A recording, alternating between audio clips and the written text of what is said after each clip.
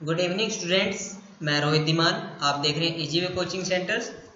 और सबसे पहले तो मैं आपको धन्यवाद बोलना चाहूँगा, क्योंकि जैसे मैंने पिछली वीडियो में बताया था कि आप फीडबैक दें, कमेंट दें कि आपको वीडियो कैसी लग रही है, कोई प्रॉब्लम है, तो आपकी तरफ से वो चीज़ मेरे को मिल रही है। इस कारण से मैं काफ़ी खुश हूँ और आप वीडियो देख रहे हैं। अच्छी बात है कि आप एग्ज़ाम के लिए अच्छे लेवल पर तैयार हो रहे हो। और आज जो मैंने वीडियो बनाया है ये ट्रेड थ्योरी से नहीं है, ये ट्रेड प्रैक्टिकल से, क्योंकि एग्जाम के अंदर जो क्वेश्चन आते हैं, खासकर कई बार प्रैक्टिकल से ऐसे क्वेश्चन पूछ लिए जाते हैं जिसमें हमको कंफ्यूजन रहता है कि इसका आंसर क्या होगा।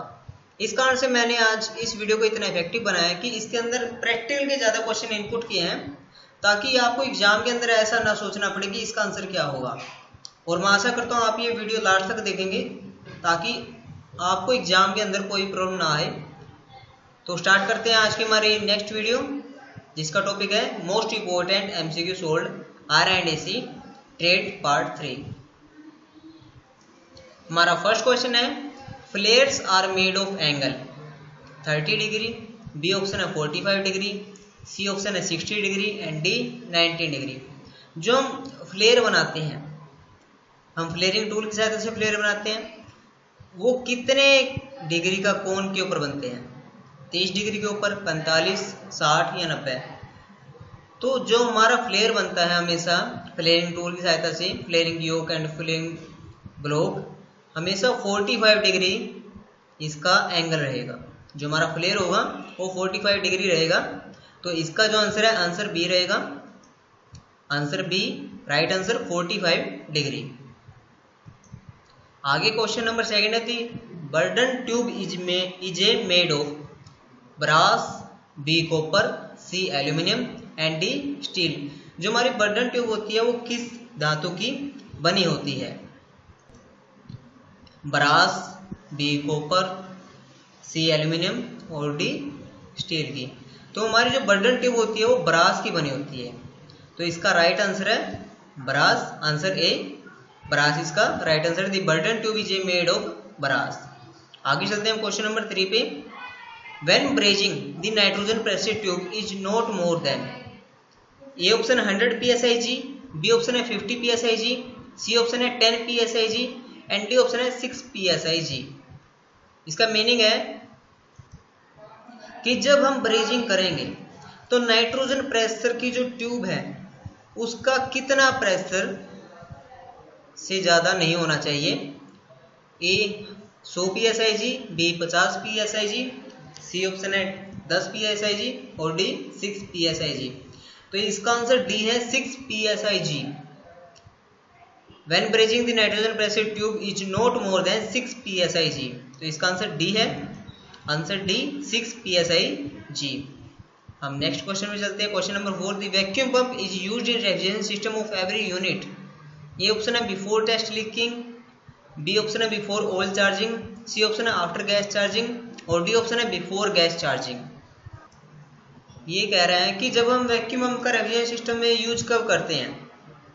ए ऑप्शन है बिफोर, जब हमको लीकेज चेक करनी हो, बी ऑप्शन ऑयल चार्ज करने से पहले करेंगे, सी ऑप्शन है गैस चार्ज करने के बाद करेंगे और डी ऑप्शन है गैस चार्जिंग से पहले करेंगे। तो हम जो वैक्यूम करते हैं रेफ्रिजरेशन सिस्टम यूनिट के अंदर, तो हमेशा गैस चार्ज करने से पहले करते हैं। ये क्वेश्चन हमने पहले भी किया था पार्ट 1 में, सेम क्वेश्चन है। तो इसका आंसर है before gas charging, answer D इसका राइट आंसर है। Answer D before gas charging. हम vacuum pump is used in refrigeration system of every unit before gas charging. Next question है, most of the tubing used in refrigeration and air conditioning is used for, A stainless steel, B mild steel, C aluminium और D copper. Question है, जो हमारा refrigeration and air conditioning है उसमें जो हम tube भी यूज करते हैं वो किस धातु की बनी होती है? ए स्टेनलेस स्टील की, B mild steel, C aluminium और डी कॉपर। तो हमारी कॉपर की ऑलमोस्ट आपने देखा हो कॉपर ही यूज होता है रेफ्रिजरेशन एंड एयर कंडीशनिंग में जो हमारी ट्यूब होती हैं। तो इसका राइट आंसर क्या? आंसर डी इसका राइट आंसर है, कॉपर की होती हैं। आगे चलते हैं हम क्वेश्चन नंबर 6 पे।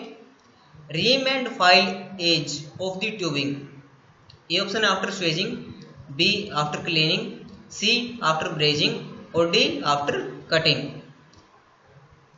क्वेश्चन का मीनिंग है, जो हमारे फाइल हैं उसके जो किनारे होते हैं उसको कब हम क्या करेंगे, रेमिंग करेंगे आफ्टर स्वेजिंग करने के बाद, बी ऑप्शन आफ्टर क्लीनिंग उसको साफ करने के बाद, सी आफ्टर ब्रेजिंग जब हम ब्रेजिंग कर लेंगे, और डी आफ्टर कटिंग जब हम उसको कट करेंगे।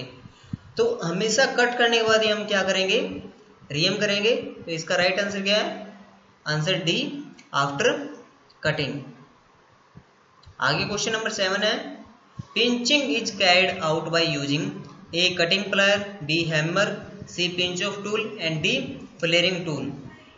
जो हमारी पंचिंग करते हैं वो किस टूल के द्वारा करते हैं, A cutting plier, B hammer, C pinch off tool और डी फ्लेयरिंग टूल। जैसे कि नाम से पता लग रहा है हमको पंचिंग करना है, पिंच करना है, तो पिंच ऑफ टूल का यूज करेंगे। कई बार हमको नाम से भी अंदाजा हो जाता है, अगर आप सही ध्यान से देखें, हमको पिंचिंग करनी है, पंचिंग कैसे करेंगे, पिंच ऑफ टूल से करेंगे। तो इसका राइट आंसर क्या है, answer C pinch off tool इसका राइट आंसर है।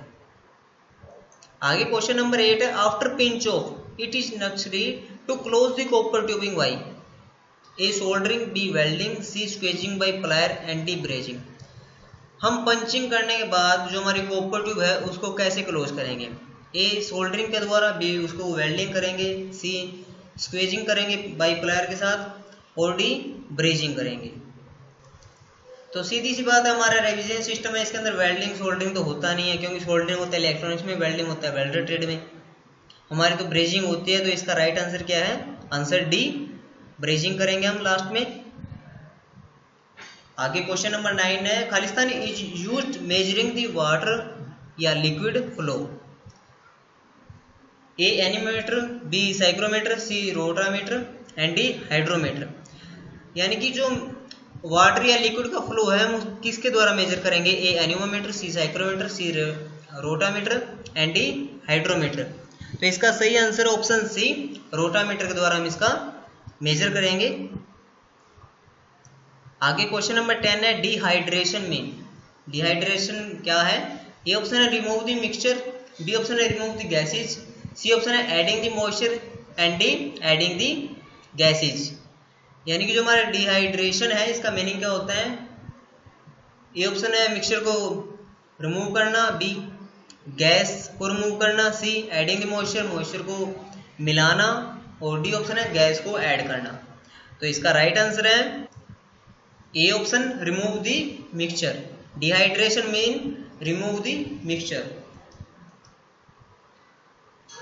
आगे क्वेश्चन नंबर 11 है, खालिस्तान valve is used permits the flow और vapour refrigeration only in one direction, A solenoid, B check, C hand and D ball.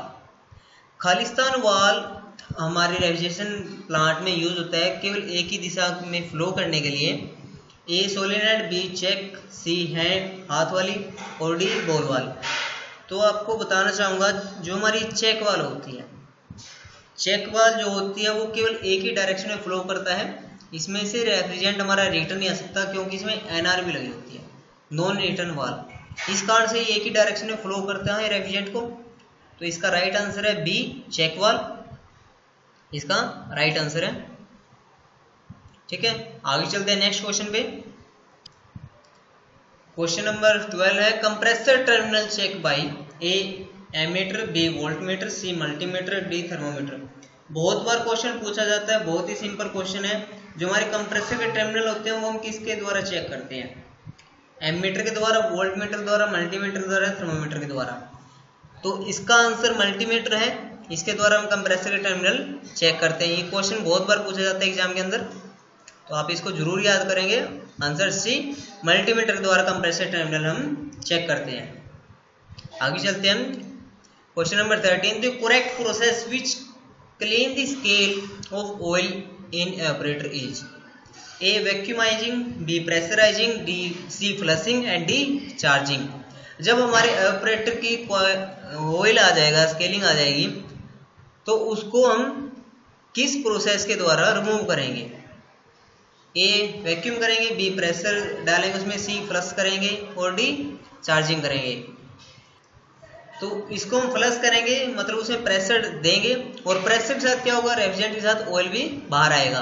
तो इसका आंसर सी है, हम फ्लशिंग के द्वारा ऑयल को रिमूव करेंगे ऑपरेटर के अंदर से। आगे क्वेश्चन नंबर 14 है which show the high resistance value in compressor winding while checking with multimeter. A common and running, B common and starting, C starting and running and D compressor body and starting. पहले question का meaning बता देता हूँ। Multimeter के साथ जांच करते समय कंप्रेसर वाइंडिंग में इतना हाई प्रतिरोध मूल्य कब होगा? A compressor and running, common and running, B common and starting, C starting and running और D compressor body and starting. तो इसका आंसर सही है। स्टार्टिंग और रनिंग को जब हम चेक करेंगे तो ऐसा होगा। तो answer C is the right answer. तो answer C starting and running. आगे क्वेश्चन नंबर 15 पे चलते हैं। If the winding temperature of the compressor motor increase the effect is A cooling effect will be increase, B unit will run continuously, C it will take less current और D it will trip on OLP. क्वेश्चन क्या बोल रहा है? अगर हमारी compressor motor की winding का टेम्परेचर बढ़ रहा है तो क्या इफेक्ट होगा? कूलिंग इफेक्ट, ये ऑप्शन बोल रहा है कूलिंग इफेक्ट बढ़ जाएगा, बी यूनिट हमारी लगातार चलती रहेगी, सी ऑप्शन है इट विल टेक, यह बहुत कम करंट लेगी, और डी यह ओएलपी के ऊपर ट्रिप हो जाएगी। तो यही होगा जब हमारी वाइंडिंग गर्म हो रही है, ज़्यादा इंक्रीज हो रहा है उसका टेम्परेचर, तो क्या होगा? It will trip on OLP. तो आंसर डी इसका राइट आंसर है, it will trip on OLP. आप प्लीज इसको आरएससी स्टूडेंट्स के साथ शेयर जरूर कीजिए और कमेंट और फीडबैक में दोबारा फिर आपसे रिक्वेस्ट करूंगा दें, ताकि मुझे पता लग सके, ईजी कोचिंग सेंटर को पता लग सके कि हम जो काम कर रहे हैं वो जिस डायरेक्शन में हो रहा है वो सही है नहीं। तो प्लीज़ फीडबैक एंड लाइक और शेयर आरएससी स्टूडेंट्स जरूर करें। आगे चलते हैं question number 16। Length of swaging is, ये ऑप्शन है equal to tube diameter, B tube diameter plus 3 mm, C tube diameter plus 6 mm और डी ऑप्शन है ट्यूब डायमीटर प्लस 10 mm। बहुत बार क्वेश्चन आता है, इसको चाहे आज ही नोट डाउन कर लो, एग्जाम के अंदर पक्का आएगा। जो हमारा स्वेजिंग है उसकी लेंथ हम कैसे मेजर करते हैं? ए इक्वल टू ट्यूब डायमीटर, जो उसका ट्यूब की डायमीटर होती है उसके बराबर होता है, या फिर ट्यूब डायमीटर में 3 mm जोड़ दिया जाता है, सी ऑप्शन ट्यूब डायमीटर में 6 mm जोड़ेंगे, या डी ट्यूब डायमीटर में 10 mm ऐड करेंगे। तो इसका आंसर है answer B tube diameter plus 3 mm। Answer B इसका राइट आंसर है। Length of swaging is tube diameter plus 3 mm। ठीक है, ये क्वेश्चन आपको पक्का एग्जाम के अंदर आपको जरूर मिलेगा, क्योंकि ऐसे क्वेश्चन पूछे जाते हैं। आगे question number 17 for checking suction pressure of refrigerant use खालिस्तान gauge. A pressure, B compound, C vacuum और डी माइक्रोन। क्वेश्चन का मीनिंग है जब हम सक्शन प्रेशर चेक करने के लिए रेफ्रिजरेंट के लिए कौन सा गेज यूज करते हैं? A pressure gauge, B compound gauge, C vacuum gauge और डी माइक्रोन गेज। तो इसका सही आंसर कंपाउंड गेज में ही हम सक्शन प्रेशर देखते हैं, तो इसका आंसर बी कंपाउंड गेज। कई क्वेश्चन ऐसे हैं, आप अगर आपने प्रैक्टिकल किया है तो उसी में क्लियर हो जाएंगे, डिस्क्रिप्शन देने की या उनको रटने की जरूरत नहीं है। मेन बात यह है कि अगर आपने आईटीआई के अंदर प्रैक्टिकल किया है या कुछ ऐसा कुछ सीखा है तो आपको इनको ज़्यादा बस एक बार क्वेश्चन को देखने की जरूरत है, आंसर ऑटोमेटिकली आपके सामने ही होगा। आगे question number 18 which instrument is use to measure the electric point voltage? A continuity tester, B thermometer, C line tester और डी वोल्टमीटर। क्वेश्चन का मीनिंग है इलेक्ट्रिकल पॉइंट वोल्टेज को किस इंस्ट्रूमेंट के द्वारा हम मेजर करेंगे? ए टेस्टर के द्वारा, B thermometer, C line tester और डी वोल्टमीटर। तो आंसर डी वोल्टमीटर के द्वारा हम क्या करेंगे? इलेक्ट्रिकल पॉइंट वोल्टेज को मेजर करेंगे। ठीक है, क्योंकि टेस्टर के द्वारा तो नहीं हो सकता, थर्मोमीटर से क्या होता हमारा, और लाइन टेस्टर से भी नहीं होता, तो हमारा वोल्टमीटर इसका राइट आंसर है, आंसर डी। आगे question number 19 frosting start from capillary because. A option the gas quantity is high in the system, B the compressor has poor pumping, C option है the filter dryer partly broke और D the oil in evaporator coil. हमने कई बार वैसे भी सुना होगा कि capillary के ऊपर क्या आ गई, आइस आ गई है, फ्रोस्टिंग आ गई है। इसका क्या कारण है? ए ऑप्शन है गैस की क्वांटिटी हाई हो गई है सिस्टम में, हमारे सिस्टम के अंदर गैस ज़्यादा चार्ज हो गई है। बी ऑप्शन है कंप्रेसर जो है वो कम गैस को कंप्रेस कर रहे हैं। सी ऑप्शन है फिल्टर ड्रायर हमारा चौक हो गया है। और डी है हमारे एवापोरेटर कॉइल में ऑयल आ गया है। तो इसका जो राइट आंसर है answer C, the filter dryer partly block. आगे चलते हैं हम नेक्स्ट क्वेश्चन पे। Question number 20, cutting blade of a tube cutter is made of A high carbon steel, B stainless steel, C mild steel and D cast iron. हमारा जो tube cutter होता है जिसके द्वारा हम पाइप काटते हैं, तो उसका कटिंग ब्लेड जो होता है वो किस धातु का बना होता है? ए ऑप्शन है हाई कार्बन स्टील का, B stainless steel, C mild steel और डी कास्ट आयरन। तो ये हमेशा हाई कार्बन स्टील का बना होता है। और ये क्वेश्चन पिछले 2-3 एग्जाम में आ चुका है ITI के में। तो इसका आंसर है A option high carbon steel. आगे चलते हैं question number 21, liquid knock off the compressor is the lubrication of. A option है 100% RH, बी लो एम्बिएंट, सी लेस चार्जिंग और डी ओवर चार्जिंग। क्वेश्चन का मीनिंग है हमारे कंप्रेसर में लिक्विड कमिंग हो रहा है, लिक्विड आ रहा है, तो इसका ऑप्शन क्या है? इसका कारण क्या है? ए ऑप्शन है 100% RH होगी, बी लो एम्बिएंट हो गया, सी लेस चार्जिंग हो गया, डी ओवर चार्जिंग हो गया। जब हम ओवर चार्ज करेंगे रेफ्रिजरेंट को सिस्टम के अंदर तो क्या होगा? लिक्विड आना स्टार्ट हो जाएगा कंप्रेसर में। तो इसका सही आंसर क्या है? Answer D over charging. आगे चलते हैं हम question number 22, what is the advantage of sealed compressor? A large size, B less noise, C slide glass और डी बेल्ट ड्राइव। हमारा जो सील्ड कंप्रेसर है उसके क्या लाभ है? ए इसका साइज बड़ा है, बी इसकी आवाज़ बहुत कम है, सी इसमें स्लाइड ग्लास लगा होता है, या डी इसमें बेल्ट ड्राइव है। तो इसका आंसर है इसकी नॉइस बिल्कुल लेस होती है। तो आंसर बी इसका राइट है, less noise. Answer be less noise, क्योंकि हमारा जो सील्ड कंप्रेसर होता है इसकी आवाज़ बिल्कुल लेस होती है। आगे चलते हैं question number 23, which material is used to seal the gap between two metal part? A Mseal, B carbon filter, C gasket और डी फाइबर सीट। मतलब जब हम दो धातुओं को जोड़ के बीच के गैप को खत्म करने के लिए किस धातु का यूज करेंगे? ये ऑप्शन है एमसिल लगाएंगे, बी ऑप्शन है कार्बन फिल्टर लगाएंगे, सी ऑप्शन है गैस्केट लगाएंगे और डी ऑप्शन है फाइबर सीट लगाएंगे। तो हम गैस्केट का यूज करते हैं दो धातुओं को जब दो पार्ट को जोड़ रहे हैं, दो पार्ट को जोड़ेंगे तो उसके बीच में गैस्केट लगाएंगे ताकि वो लीक प्रूफ हो जाए, वहां से लीक ना हो। तो इस कारण से हम गैस्केट यूज करते हैं। इसका सही आंसर है ऑप्शन सी, गैस्केट। आगे चलते हैं question number 24, what is the maximum percentage of filling gas in service cylinder? ये ऑप्शन है 70%, बी 18%, सी 19% एंड डी 100%। जो हमारा सर्विस सिलेंडर होता है उसके अंदर कितने परसेंट गैस हमको भरनी चाहिए? ए ऑप्शन है 70%, बी 80%, सी 90% और डी 100%। तो हमेशा इसको हमको फुल तो कभी नहीं भरना चाहिए, हो सके और वैसे मैक्सिमम भी 80% इसको भरना चाहिए। तो इसका राइट आंसर आंसर बी 80%। आगे चलते हैं, the fins are use to. A option है reduce the heat loss, B option है increase the heat loss, D option है decorate the surface and D increase the strength.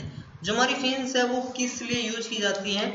पहला option है वो heat loss को बाहर निकालेंगी, बी ऑप्शन है increase the heat loss को बाहर निकालने में मदद करेंगी या बढ़ाएंगी, और सी ऑप्शन है डेकोरेट द सरफेस का एरिया बढ़ेगा, और डी इंक्रीज द स्ट्रेंथ, उसका जो अक्षमता है इंक्रीज का वो बढ़ेगा।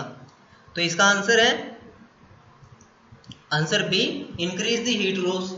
मतलब हम फिन्स यूज कर रहे हैं तो उसके बीच में क्या हो रहा है, उसका गैप बढ़ रहा है, फिन्स एरिया ज़्यादा हो रहा है, तो उसके कारण से जो हीट लॉस है वो इंक्रीज हो जाएगा। तो ऑप्शन बी हीट लॉस इसका राइट आंसर है। आगे चलते हैं नेक्स्ट क्वेश्चन पे। Question number 26, in which compressor water jacket around the cylinder for compressor cooling? A option है open type reciprocating, B option है hermetic compressor, C semi hermetic compressor and D all of the above. क्या कह रहा है question के अंदर, जो हमारा कंप्रेसर होता है इसके अंदर जो हमारा सिलेंडर है, सिलेंडर के अंदर पिस्टन होते हैं, उसके चारों तरफ वाटर जैकेट की कूलिंग लगी होती है, वो कौन से कंप्रेसर में होती है। ए ऑप्शन है open type reciprocating, B hermetic में, या सी सेमी हर्मेटिक में, या D all of the above. तो हमारा जो ये प्रोसीजर होता है ये ओपन टाइप रेसिप्रोकेटिंग में होता है। इसके जो पिस्टन होते हैं, पिस्टन किस में होते हैं, सिलेंडर में होते हैं। सिलेंडर के ऊपर क्या लगती है, वाटर जैकेट रखती है। क्यों लगती है, ताकि इसका हेड ज़्यादा गर्म ना हो, इस कारण से ये यूज होती है। और इसका राइट आंसर है ओपन टाइप रेसिप्रोकेटिंग। आंसर है ओपन टाइप रेसिप्रोकेटिंग कंप्रेसर। आगे चलते हैं question number 27। In A water cooled condenser descaling ratio of water and hydrochloric acid is. A option है 10:5, बी ऑप्शन है 10:4, सी ऑप्शन है 10:2 एंड डी ऑप्शन है 10:1। Question क्या कह रहा है, वाटर कूल्ड कंडेंसर में डीस्केलिंग करते हैं तो उसमें वाटर और हाइड्रोक्लोरिक एसिड का अनुपात कितना रखते हैं। ए ऑप्शन है 10:5, बी 10:4, सी 10:2 और डी 10:1। मैं आपको बताना चाहूंगा डीस्केलिंग करते हैं तो हम केमिकल कौन से यूज करते हैं, हाइड्रोक्लोरिक एसिड। ये हमने पहले क्वेश्चन भी किया था, which chemical is use in for descaling, तो हाइड्रोक्लोरिक एसिड है। तो यहाँ पे पूछा गया है वाटर और हाइड्रोक्लोरिक एसिड के बीच में रेशो कितना होना चाहिए। हम वाटर की क्वांटिटी कितनी रखेंगे और हाइड्रोक्लोरिक कितने रखेंगे, कितना अनुपात होना चाहिए। तो हमारा आंसर डी है 10:1। हमारा वाटर की वैल्यू 10 होगी तो हाइड्रोक्लोरिक एसिड की वैल्यू 1 होगी। मतलब अगर हम ये 100 kg है तो हाइड्रोक्लोरिक हमारा ओनली 10 kg होगा। तो आंसर डी इसका राइट आंसर है। आगे चलते हैं question number 28। In a slide glass if moisture is present are bias refrigerant blue colour change into A pink, B red, C yellow and D green. क्या कह रहा है, अगर हम R22 रेफ्रिजरेंट यूज करते हैं और उसके अंदर मॉइस्चर आ जाए स्लाइड ग्लास के अंदर, तो हमारा जो ब्लू कलर है वो किस में चेंज हो जाएगा, ए पिंक हो जाएगा, बी रेड, या सी येलो और डी ग्रीन। तो वो जो हमारा कलर चेंज होगा ब्लू से वो पिंक कलर में कन्वर्ट हो जाएगा। तो इसका आंसर क्या है, आंसर ए पिंक हो जाएगा वो। ठीक है, आगे चलते हैं question number 29। If the refrigerant used for low temperature refrigeration purpose, then its A option है boiling point should be high, B freezing point should be low, C critical temperature should be high and D freezing point should be high। ये वही है हमारा question, पहले हमने इसकी विशेषताएं पढ़ी थी कि क्या नहीं होना चाहिए। आज ये क्वेश्चन है रेफ्रिजरेंट यूज कर रहे हैं तो low temperature refrigeration process purpose less than it's. जो हमारा रेफ्रिजरेशन सिस्टम के अंदर रेफ्रिजरेंट का लो टेम्परेचर पर्पज रखने का क्या कारण है।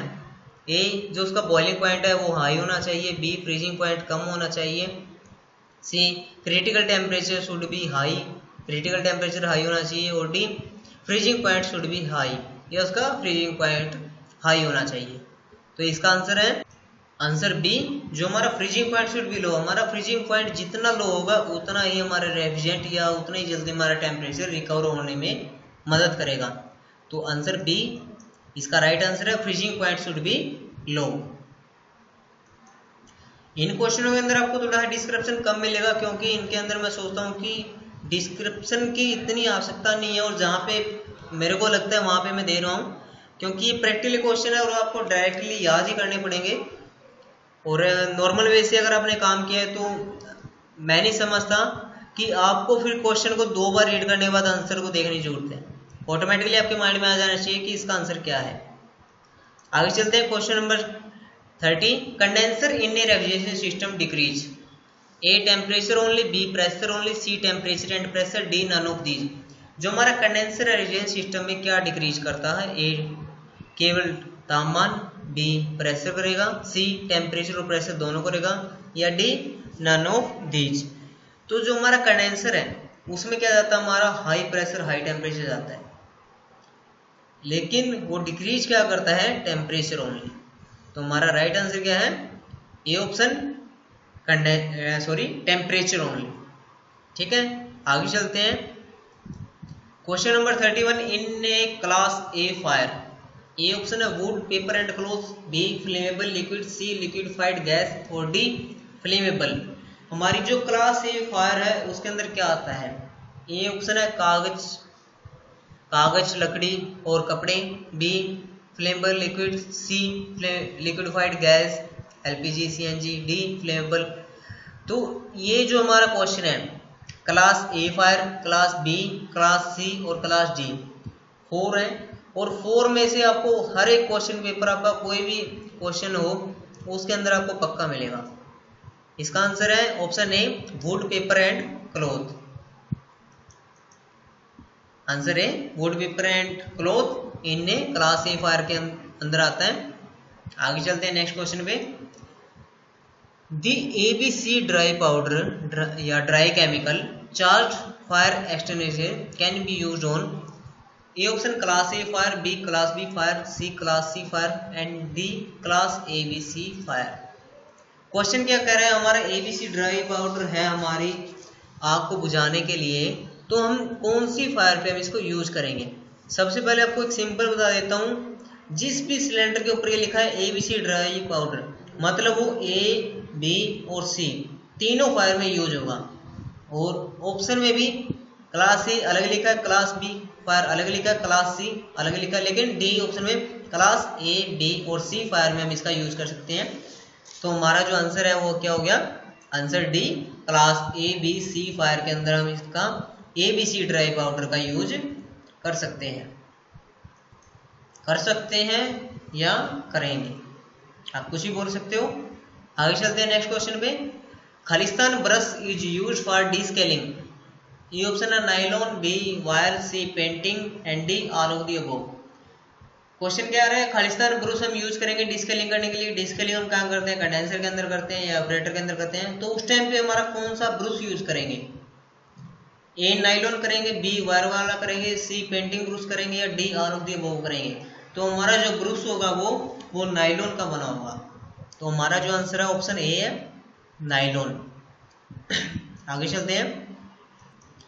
क्वेश्चन नंबर 34, खालिस्तान used for measuring atmospheric pressure, A hygrometer, B barometer, C manometer, D tachometer.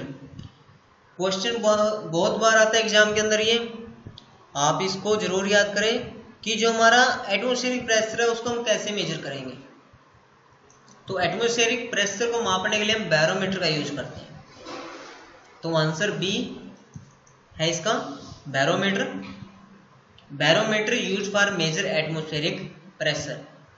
आगे चलते हैं। क्वेश्चन नंबर 35, 1 किलोग्राम वर्ग सेंटीमीटर स्क्वायर की वैल्यू किसके बराबर है, 14.225 pSig, बी ऑप्शन है 14.697 pSig एंड सी 14.7 pSig और डी बोथ बी एंड सी। क्या कह रहा है, 1 किलोग्राम वर्ग सेंटीमीटर स्क्वायर किसके बराबर है, ए ऑप्शन है 14.225 pSig, बी ऑप्शन है 14.697 pSig एंड सी ऑप्शन है 14.7 pSig और डी है बोथ बी एंड सी। सबसे पहले आपको बता दो pSig क्या है, pound square inch on gauge. और इसके अंदर वैसे दो ऑप्शन ठीक हैं, बी और सी, लेकिन इसने यहाँ पे दोनों आंसर को की वैल्यू दी हुई है 14.697 और 14.7। अगर ये दोनों ऑप्शन में से एक ऑप्शन है यहाँ पे तो वो एक्यूरेट हो जाएगा। अगर बाय द वे ये ऑप्शन यहाँ नहीं होता, ऑप्शन बी हमारा यहाँ नहीं होता, इस जगह वैल्यू यहाँ पे कुछ और होती तो हमारा आंसर सी होता 14.7। लेकिन यहाँ पे जो इसकी वैल्यू है ये 14.697, ये इसकी प्रॉपर वैल्यू है, इस कारण से यहाँ पे आंसर जो है ये आंसर बी होगा। लेकिन अगर हमारा यहाँ पे ये इन दोनों में से एक ऑप्शन नहीं होता कोई भी, तो हमारा जो दूसरा बचता वो आंसर होता, क्योंकि ये इसकी परफेक्ट वैल्यू है। लेकिन हम मैथमेटिक के अनुसार इसको 14.7 भी लिख सकते हैं, लेकिन अगर ये दोनों वैल्यू दी हुई है ऑप्शन के अंदर तो हमारा हमेशा आंसर बी ठीक रहेगा। ठीक है, तो इसका आंसर है ऑप्शन बी 14.697। और मैं आशा करता हूँ जो ये क्वेश्चन दिए गए मैंने आज, ये आपके लिए काफ़ी इफेक्टिव रहेंगे एग्जाम के लिए। और मैं आशा करता हूँ मेरे द्वारा दी गई नॉलेज आपको अच्छी लगी होगी। और अगर आपको कोई और टॉपिक के ऊपर आप वीक हो या आपको वीडियो चाहिए तो आप कमेंट बॉक्स में लिख सकते हो, मैं ट्राई करूँगा उसको जल्दी जल्दी देने के लिए। और थैंक यू, आपने ये वीडियो देखी है, and thank you easy way coaching centre देखने के लिए। और मिलते हैं नेक्स्ट क्लास में कुछ और इम्पोर्टेंट क्वेश्चनों के साथ। तब तक के लिए धन्यवाद, शुक्रिया।